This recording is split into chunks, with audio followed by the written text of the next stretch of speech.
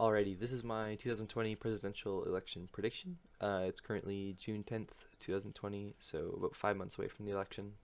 I'm going to try to be predicting the November results. A lot of people do it like if the election were to happen on the day that they do it. I'm not going to do that.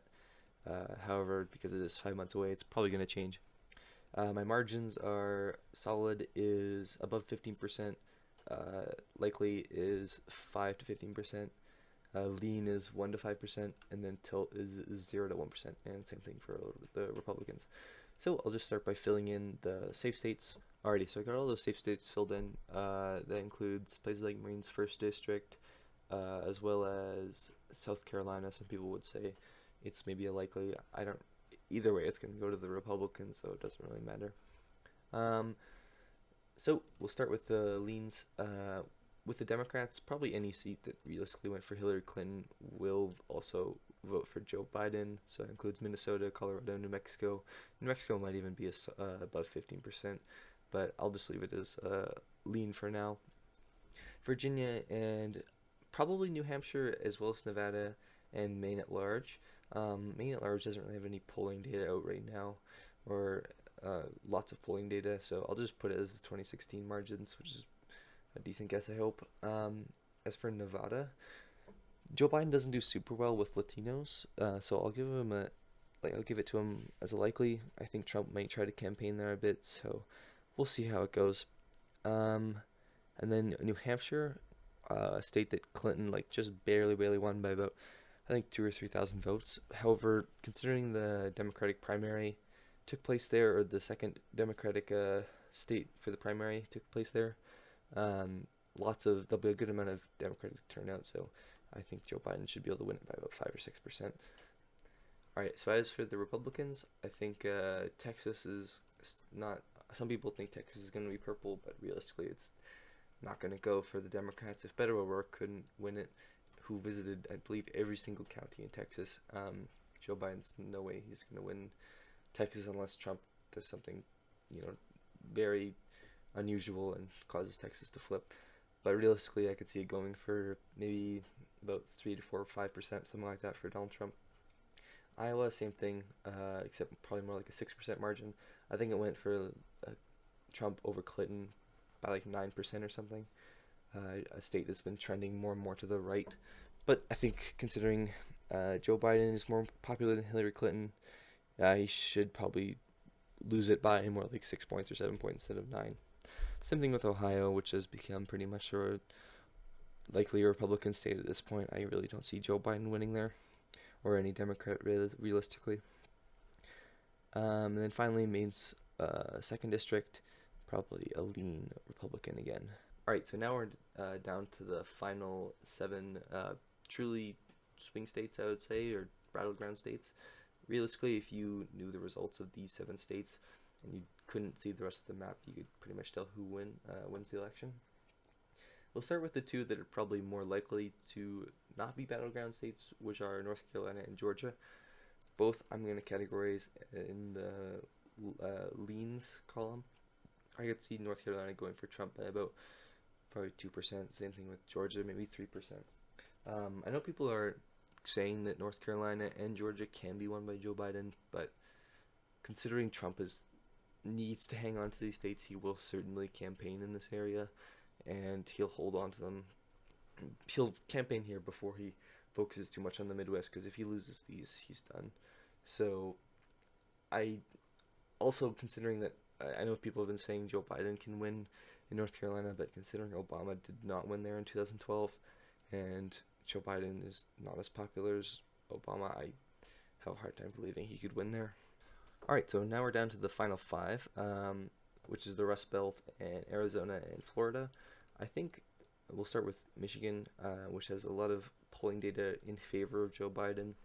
Considering their midterms, the results there, as well as the fact he did pretty well in the Democratic primary against Bernie Sanders, I think Joe Biden should be able to pull off a victory here, maybe by about 2 or 3% or something like that. And also, realistically, Trump only won it by about 10,000 votes or 9,000 or something along those lines.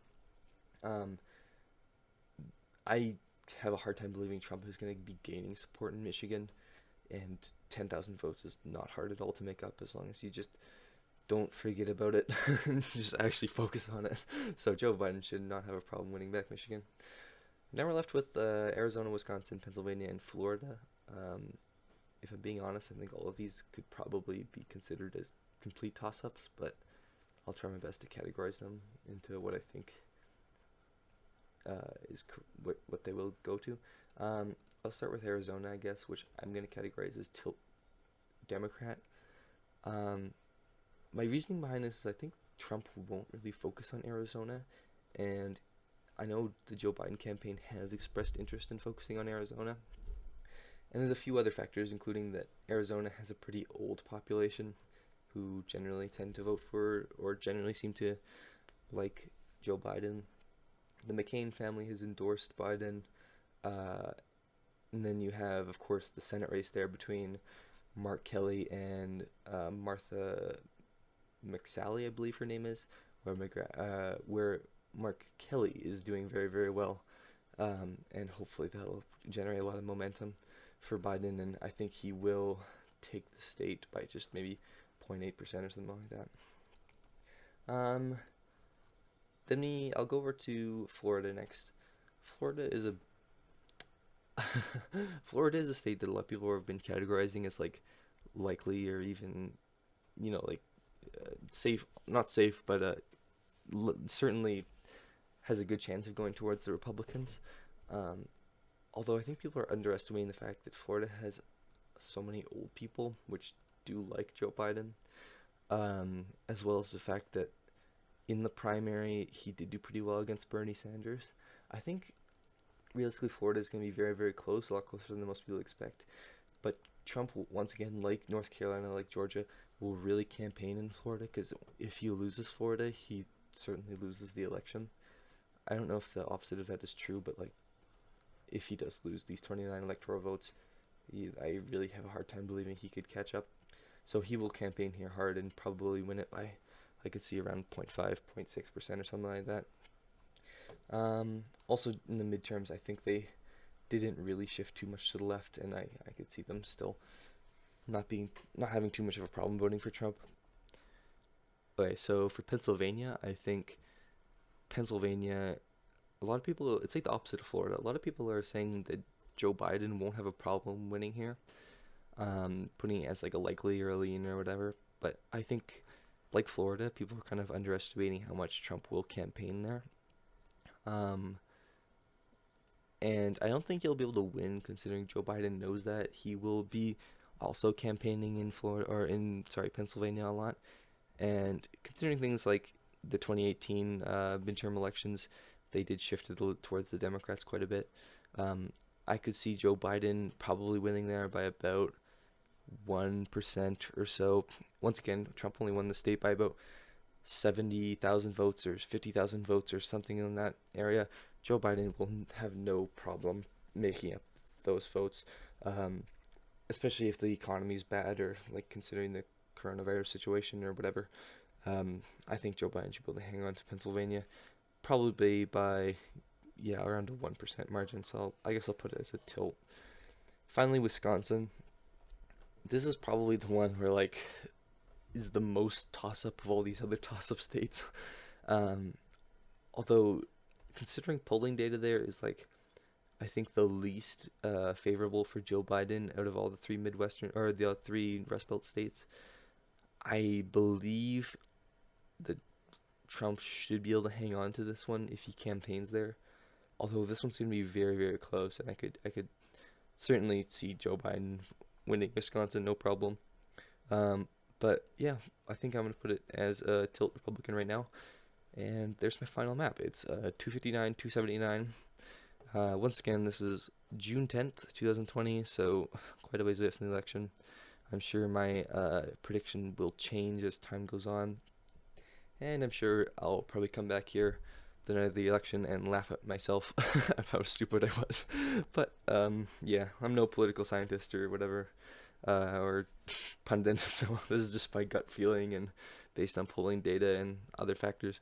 So hopefully you enjoyed. If you maybe saw anything that you disagreed with or agreed with, let me know, or any factors that I maybe left out. But anyway, thanks for watching. See you guys.